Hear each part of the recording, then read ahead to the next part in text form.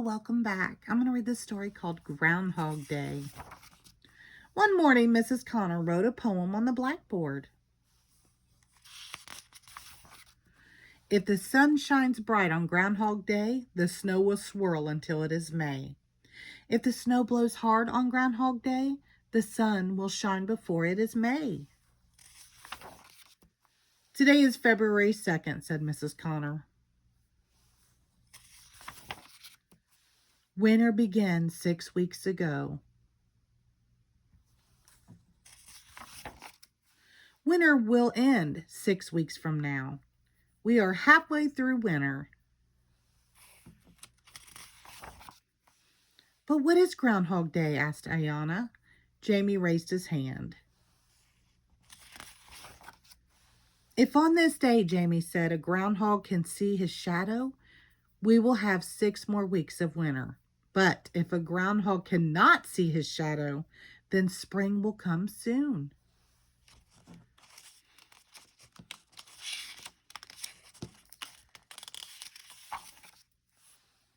That is crazy, said Michael. Crazy but fun, said Mrs. Connor. Mrs. Connor set a small cage on her desk.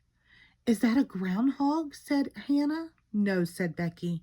That is a hamster. His name is Chester, said Mrs. Connor. He will be our groundhog today. Mrs. Connor took Chester to the windowsill. Chester will see his shadow for sure, said Riza.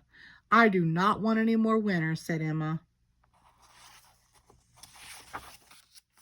Mrs. Connor opened the door to Chester's cage. Chester looked up and sniffed.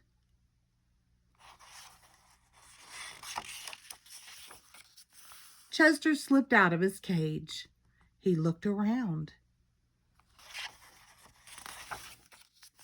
No shadow, cried Katie. No more winter, said Emma. Chester's not always right, said Mrs. Connor.